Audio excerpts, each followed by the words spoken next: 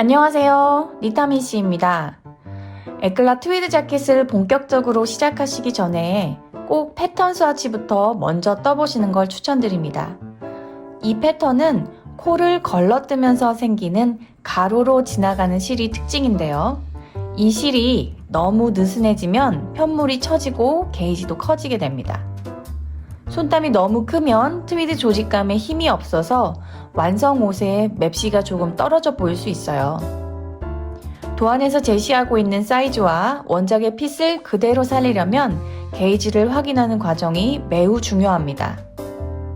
평소보다 살짝 당겨서 타이트하게 뜨는 방법을 선택하시는 게 작품의 완성도를 높이는 데 정말 중요한 포인트입니다.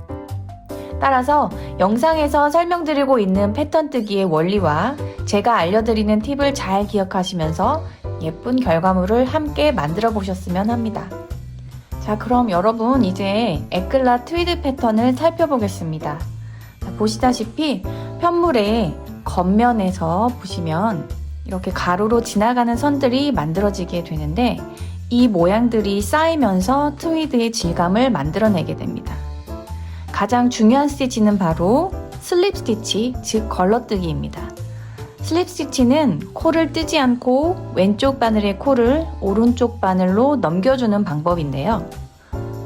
이때 항상 안뜨기 하듯이 걸러주셔야 합니다. 겉면, 안쪽 면 어느 쪽이든 항상 안뜨기 하듯이 걸러주셔야 합니다. 다음으로 걸러뜨기를 할 때 실을 어디에 두고 떠야 하는지 기억하셔야 합니다.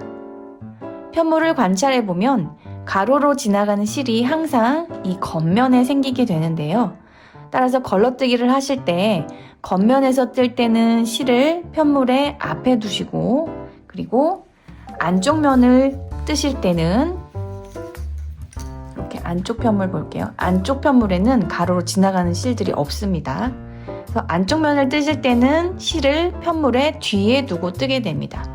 지금 설명 내용이 본문의 WYIF 슬립 그리고 WYIB 슬립이 되겠습니다. WYIF는 with yarn in front로 실을 편물의 앞에 둔다는 의미이며 WYIB는 with yarn in back으로 실을 편물의 뒤에 둔다는 의미입니다. 이 내용을 잘 기억하며 스와치 작업을 해보겠습니다.